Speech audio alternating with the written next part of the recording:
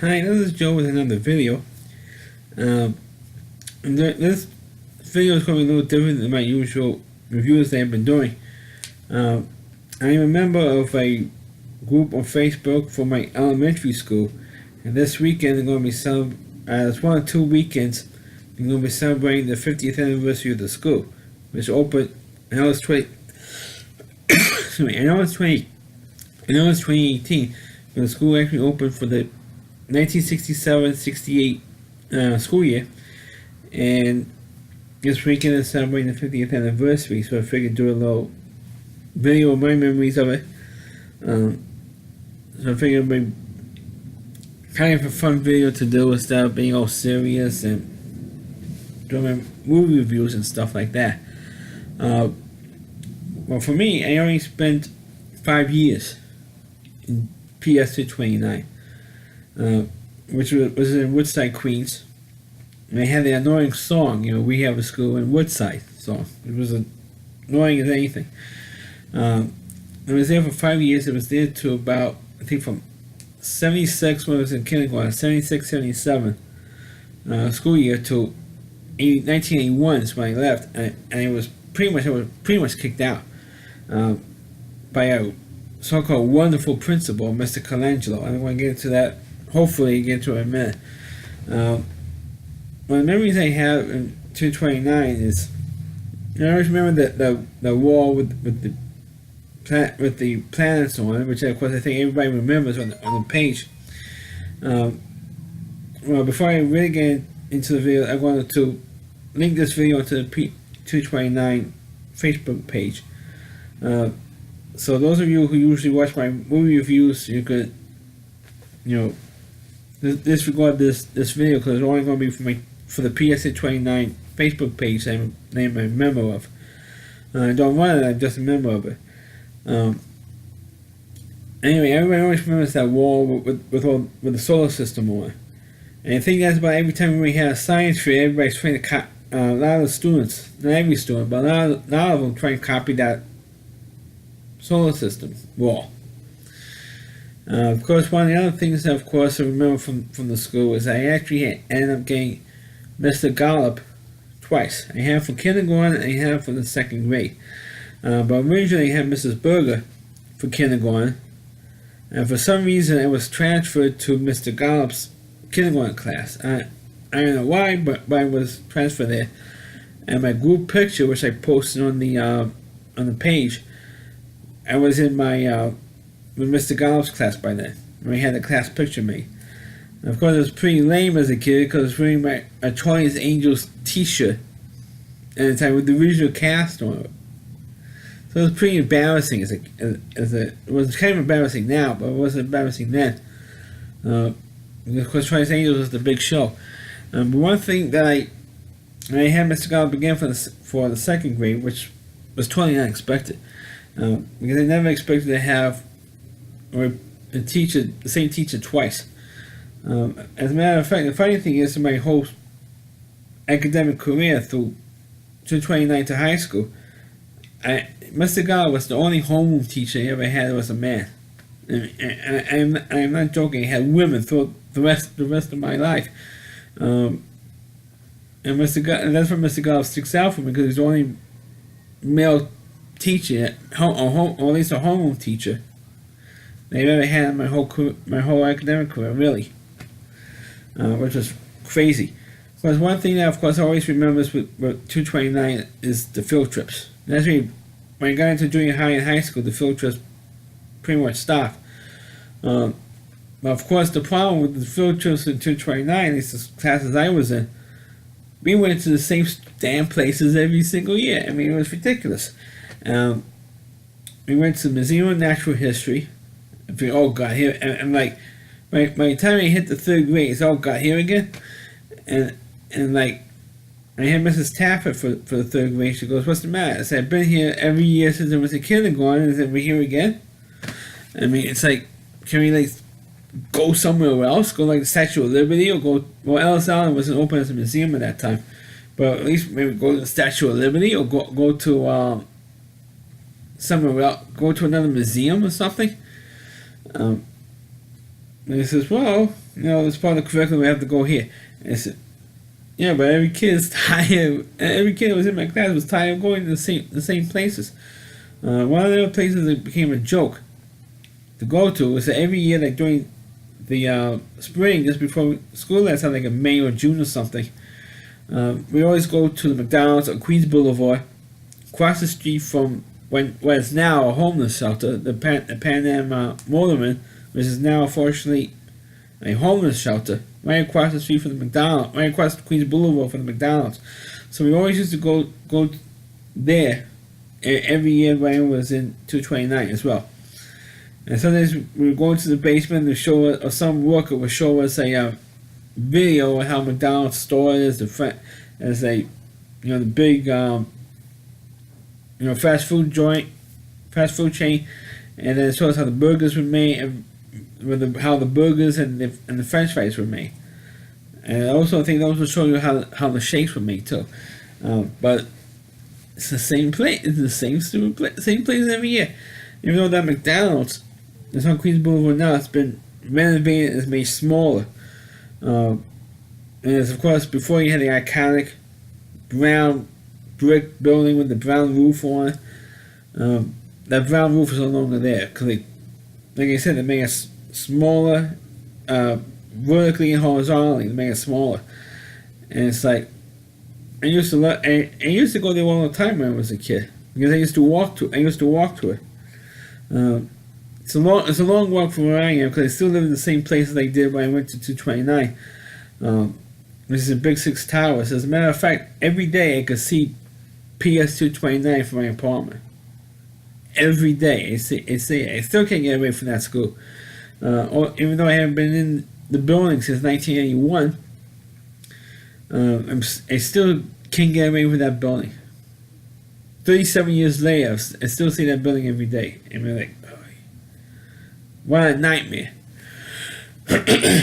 And like I said, the reason why I only stayed there till 1981, through the 4th grade, is because of what happened between myself and Mr. Colangelo. Which, because I have time to go into details on why. Because when I was in the 1st grade, and if you see my 1st grade, I identified my 1st grade picture. If you look at it, I had Mrs. Goldstuff as my 1st grade teacher. And if you look at it, there's only one black kid in my particular class. And his name was, I don't remember his last name, I remember his first name, was Dennis. And appropriately enough, we call him Dennis the Menace, and that's exactly what he was. And what he did was I was his favorite target. He was the class bully in every sense of the word.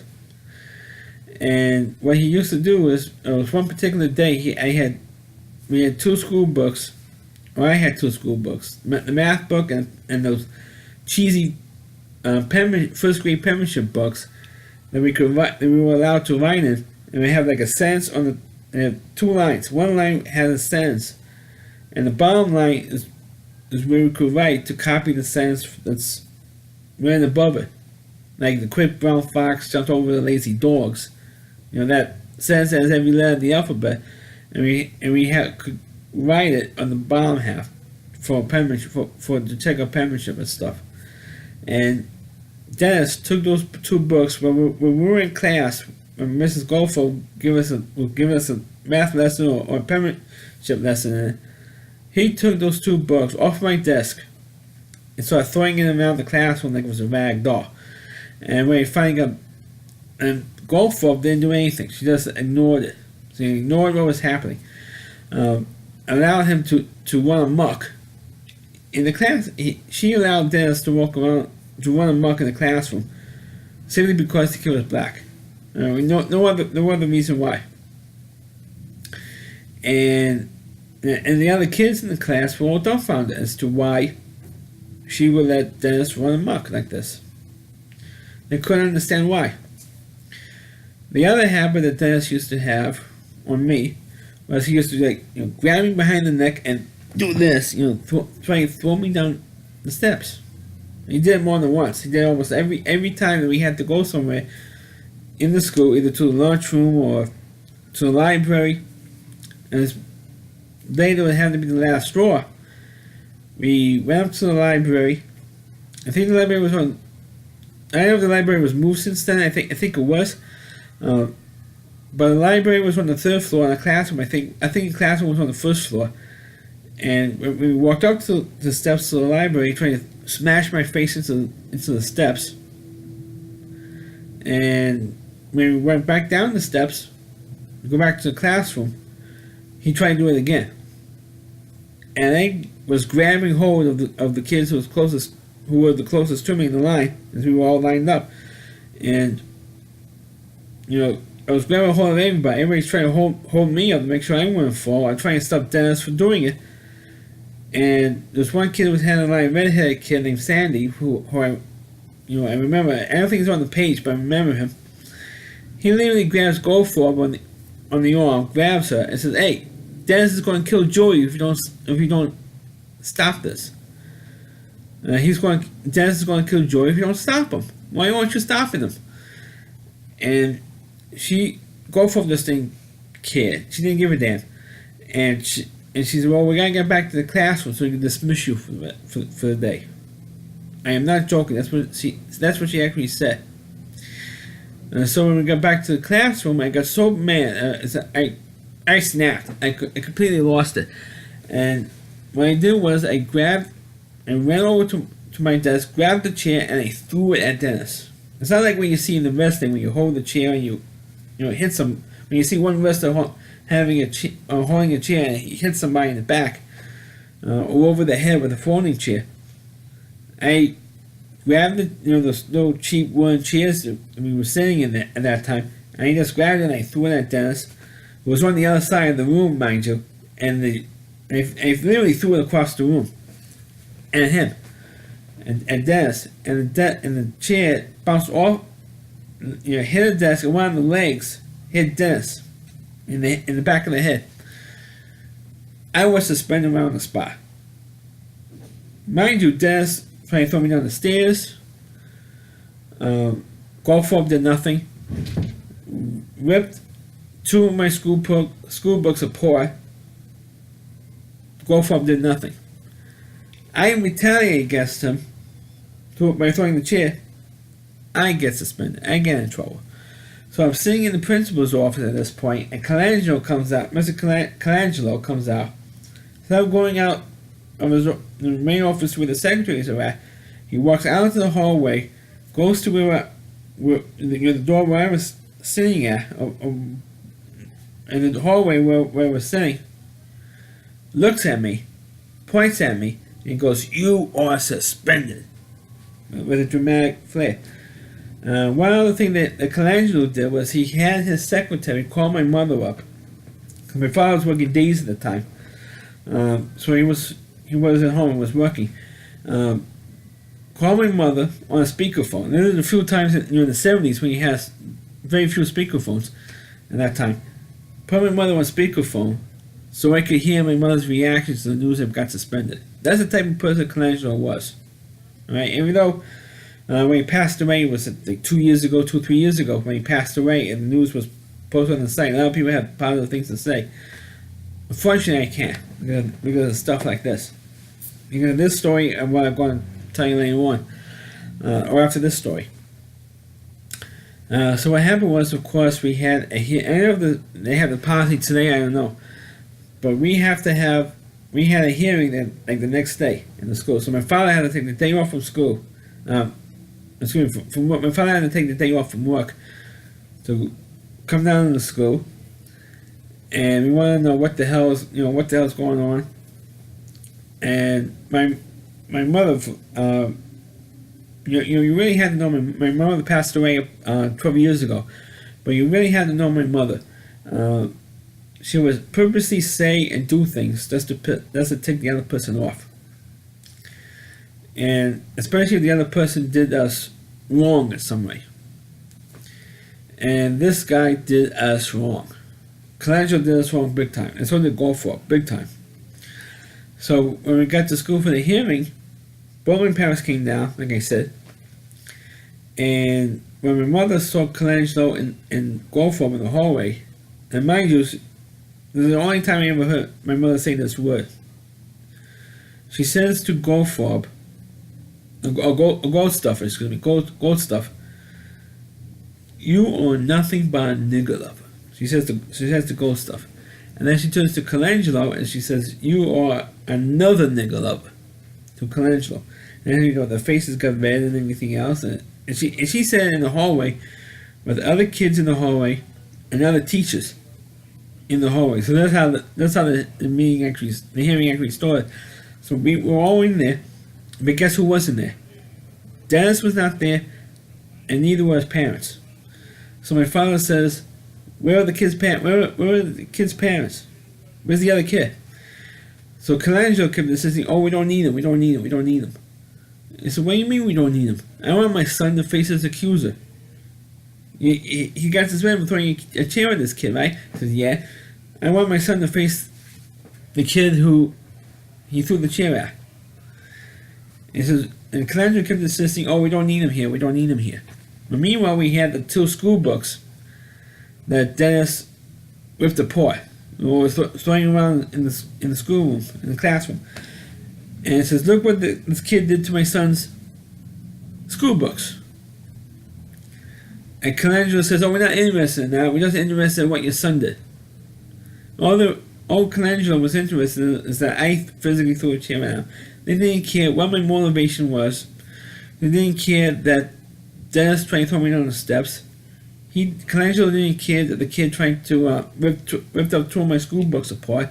He didn't care about any of that stuff. All he cared about was I threw a chair at the kid. That's all he cared about. So my father got mad. You know, he lost it at that point. And he said, okay, as far as I'm concerned, this meeting is now over. And as soon as I get home, I'm going to call out my lawyer. I'm going to sue the kid, sue Dennis, sue his parents, sue the both of you, sue Colangelo and Goldstuff, sue both of them, sue the school, the district, and the New York City Board of Education for reverse discrimination. Because that's exactly what it was. And so as soon as my father threatened to sue, Colangelo backed off and said, okay, your son can go back to school tomorrow on the condition that he sees a psychiatrist. Like something was wrong with me mentally. Because I had a nerve to throw a chair at another student. Because I lost it. Because I lost my temper and I threw a chair at him. So, what happened was, I go to see the psychiatrist somewhere on Woodside Avenue. Went to the psychiatrist, told him what happened. Exactly the way he said here in this video. That's exactly what happened. And the psychiatrist says, bring your parents in here, I want to talk to them. Okay, whatever. My parents came in. The psychiatrist says, you know, without any hesitation, it says, what the hell is your son doing here? My parents were taken aback. I said, what do you mean? It says, your son was getting bullied and picked on by this one particular kid. The teacher doesn't do anything. The principal doesn't do anything. He does it in front of the teacher doesn't do anything. Does it in front of the whole class. The whole class wanted to know why the teacher's not doing anything about it. Blame the principal, he doesn't do anything. But you know, as soon as your son decides to take action and throw a chair at this kid, he's the one who gets punished. And my father says, yeah, that's right. So the psychiatrist says, get the hell out of my office. He kicked all 3 of us out of the office. And my father says, remember, we were supposed to be here for a certain amount of sessions. He says, I don't care, get out, don't come back anymore. It's too stupid, get out of here. So he says, but the psychiatrist says, I'm going to take care of all the paperwork you don't have to worry about. And I'm going to sing your son's praises to the school. He said, all right, so we left, and that was it. Well, a couple of years later, when I was in the 3rd grade, and my sister was graduating from 229, she was 3 years ahead of me. And what happened was, when she was graduating, the school that my sister and other most of the students were going to, or at least all of them, most of them, not all of them, were going to go to the school that's on like the Queens Nassau County border. I forgot the name, the number of the school. If it's still in existence today, I don't know. But they were going to go to the school. It's on the Queens Nassau border. It takes about from my house to the school. It takes about like 2 hours travel time, one way. Travel time to go to the school and back. So you're riding 4 hours on a bus every single day to go to the school. And some of the teachers were scared for the kids, particularly the girls, because the school on the Nassau County Queens border did not have the best reputation, especially the way girls are get assaulted and all that type of thing. So my mother, who was on the PS 229's PTA at the time, found out that there was going to be a new school that just opened, a junior high school that just opened in East Amherst, called IS 227, the Louis Armstrong Middle School, and they were accepting applications from kids, from parents who want to send the kids there from all over Queens. So, since it's East Amherst is a little bit closer, and the school is supposed to be better, which at the time it was, and so my mother wanted to get an application. Well, wonderful Mr. Colangelo says, no, there's no more applications. Well, when my mother found out, as well as the vice president of the PTA found out, that Mr. Colangelo and the president of the PS 229's PTA were in collusion with one another. What I mean is that the president of the PTA was hoarding, as HARDING, hoarding the applications, or burying them, so that no other kids in 229 would go to IS 227, except for her own daughter. That's it. The PTA president's daughter was going to go to IS 227 and nobody else. Everybody else, all the other kids are going to go to this crappy school on the Queens Nassau border, and only the president of the PTA's daughter was going to go to IS 227, nobody else. And so when that conspiracy was blown out of the water, thanks to my mother and the vice president of the PTA, of the 229's PTA, now any kid who wants to go to IS 227, the waiver is going to be, all the red tape is going to be waived if they want to go there.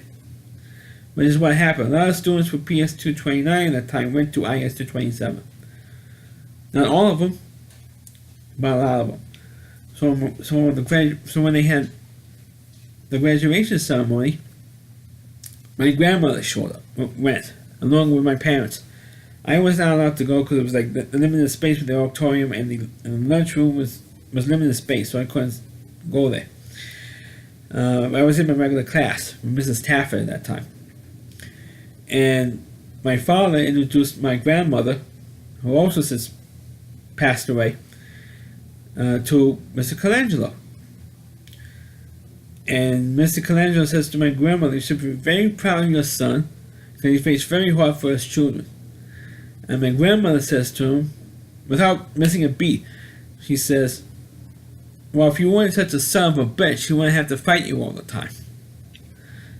And, my father busted out laughing. I wish I was there to see it, but I wasn't. My father busted out laughing, and Colangelo's face got red. And because my parents were fighting for not only my daughter, but for all the kids at 229, I guess this little conspiracy that was going on between Mr. Colangelo and the president of the 229's PTA, I was punished. Because Colangelo couldn't get to my sister and punish her because she was already out. She was already out of the school. So to hurt my parents, my Colangelo decided to hurt my parents through me. and I was in mainstream my whole life at that time. For kindergarten from kindergarten through the third grade, I was in mainstream. So Colangelo decided to punish my parents through me and put me into special ed, or the HC class. It was titled HC classes, but it was really for special ed. And let me tell you how well this worked out for Colangelo. I made the honor roll for the only time in my career, in my academic career, in that year. I think it was on the honor roll. I think it made the honor roll I think it was 3 of the last 4 months or 4 of the last 5. Something like it was. I think either 3 out of 4, 3 of the last 4 months or 4 of the last 5 months. When I was in 229, I made the honor roll. And of course, I don't know if that's still the case today, but the honor roll, there was like a big bulletin board with the honor roll for 2 kids, 1 boy, 1 girl, in every level, in every grade in the school, including the HC class, including the special ed classes. It was posted on the bulletin board right by the principal's office. So Colangelo has to walk by this thing every day for those 3 or 4 months and see my name on the bulletin board. And my grades were so high that I don't know, but I had Mrs. Olin for that year, for the 4th grade. My special ed teacher. I don't know if she fought for me or not. I have no idea. We lost track of each other after I left 229 and left, and we lost track. I can't find her on Facebook. I don't know where she is. I don't know if she's still alive. I don't know if she's still teaching. I don't know where she is. But regardless, I don't know if she fought for me or not. I have no idea. To this day, I still don't know. So it says, hey, this kid does not belong in special ed. He does not belong here. He belongs to me in mainstream regular classes, and he's only here because I was only there because Colangelo was punishing. It was only my parents to me. That's why I was there. So Colangelo knew he didn't want to admit that he made a mistake in putting me in special ed. He didn't want to admit to making a mistake. So what he did was, at the end of the school year, in June of '81, he called my parents up and said, "Hey, I got a deal for you guys." He said, "What's that? How would you like to have your son go starting in IS 227 next year?" So my parents, instead of being in 229 for another 2 years, he had to look at me he had to deal with my parents for another 2 years, and he knew that my parents were going to fight to get me out of special ed for the next 2 years. He didn't want to deal with that, so he made a deal with my parents to get me out of there, get me out of 229. And so after 5 years, from kindergarten to 4th grade, I left 229 to go to IS 227, where I stayed there. Instead of being in junior high school for 2 years, I was there for 4 years, from the 5th grade all the way up to the 8th grade. And that's what Colangelo did. And I still hate his guts, even though he just passed away. I still hate him. I still curse him to this day, and because of the fact that of these stories of Mr. Colangelo, that's why I can't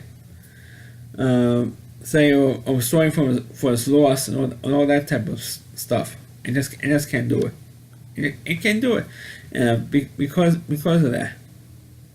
Because of that, and I don't think anybody in the world could blame me for that. But I know I'm focusing on the negative stuff, but right now, because it's supposed to be this is supposed to be a positive video here. But my memories of 229, of course, like I say, I still remember going there, and now they had, in the years since, they added an extension to the school. Of course,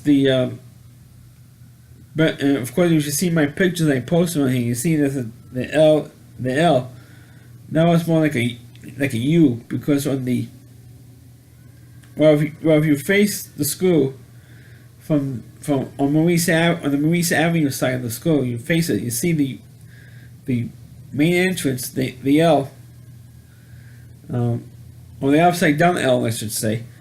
And on the right, on those pictures on the right, that's an extension. You put it up there. They put like 3 floors of extension because of overcrowding issues.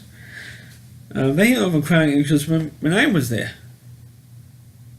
There was an overcrowding issue there.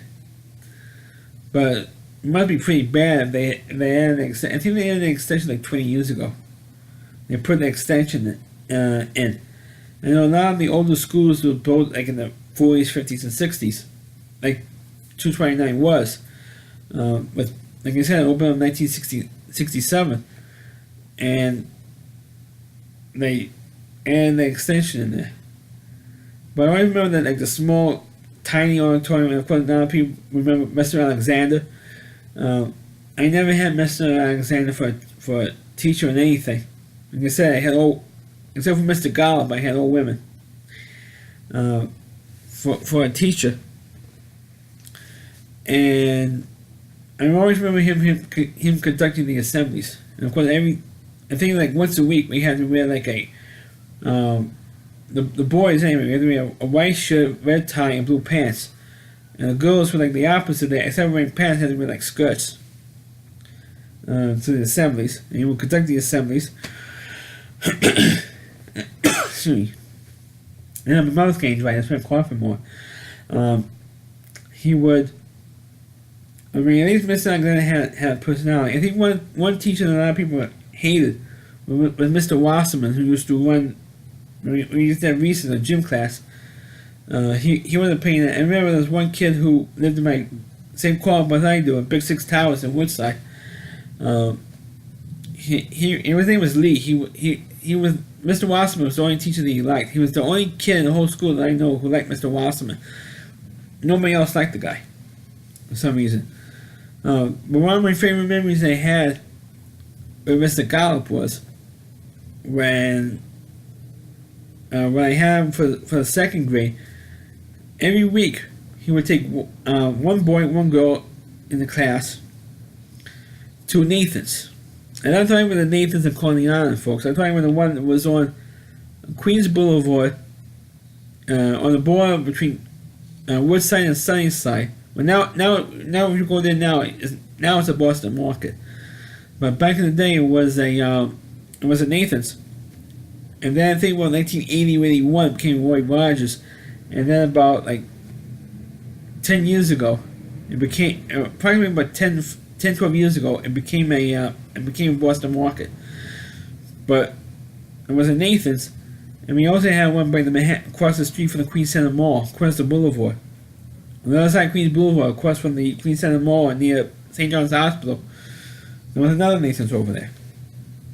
Mr. Golub took us to one boy, one girl every week to the Nathan's. And it was a treat, because I used to eat at Nathan's too all the time when I was a kid. So it was like an extra special treat.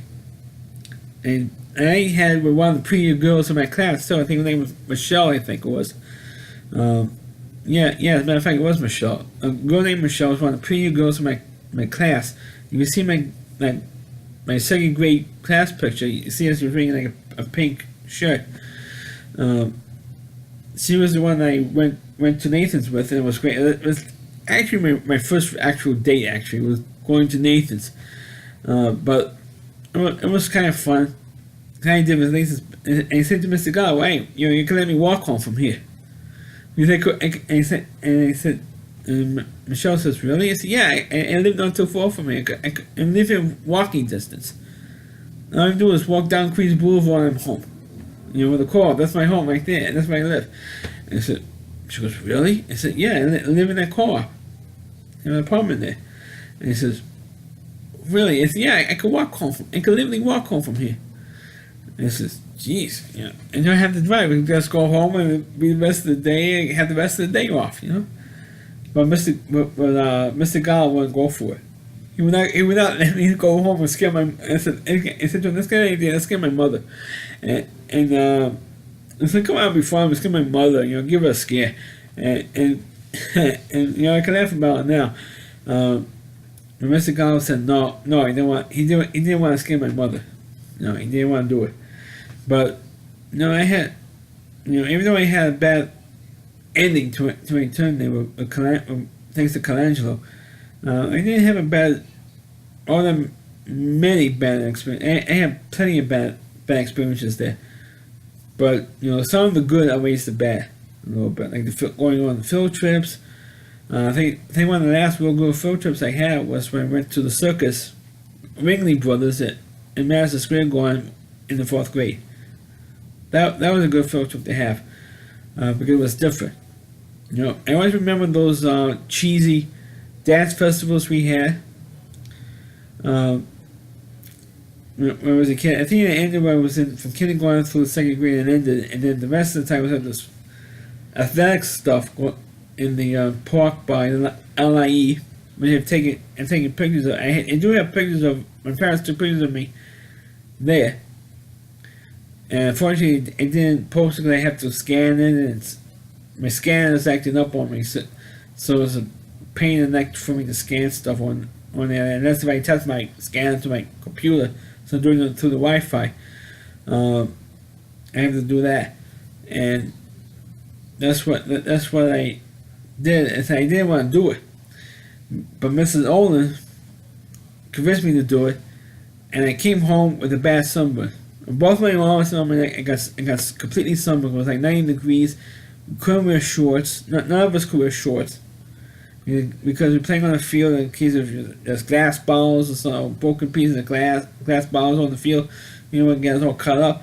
So I didn't want to do it. Actually, and the reason why I didn't want to do it is because I'm not that athletic. That's one. And two, I wanted a day off from school. That's why I didn't want to go. And a lot of students felt that way. Mrs. Olin had to. She was nagging me. She was nagging me. And he said to Mrs. Olin, I don't want to do it. And he says, why? Because I'm a lousy athlete. That's why I don't want to do it. And he says, I don't care. I want you to do it. So. And then oh right. And then, of course, as soon as the event was over for the day, I went home.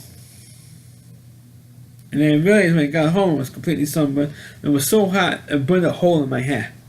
I was wearing like an old Mets cap, and it literally burnt it was so hot, it burned the sun was so hot, it burned a hole in my hair.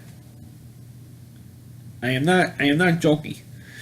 But one of the other best field trips I had that year was we raised money to go to Mystic Aquarium and the Mystic Seaport in Mystic, Connecticut. I thought that was fun. I thought it was great because it was fun to do. It's something different. That's why I like that field trip a lot, because it was different. But unfortunately, on the bus we had like one of those toilet buses, with the air conditioning on. And I'm sitting in the seat, and there's two kids who was had the seat back and decided to have a little fun. And just kicking the chair.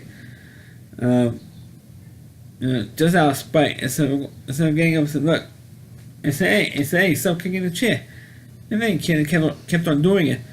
And until I went behind and started beating the crap out of him, and Olin grabbed me, and she had me do this stupid exercise where I had a beef with somebody, or somebody started some crap with me, to scream, go stand in the corner and start screaming. You know how many times I missed school because I had developed tonsillitis? And then I had my tonsils taken out, but I had to take off several days of school because of the stupid exercise. Screaming, and I had to scream like that in the stupid corner. And Olin made me do that.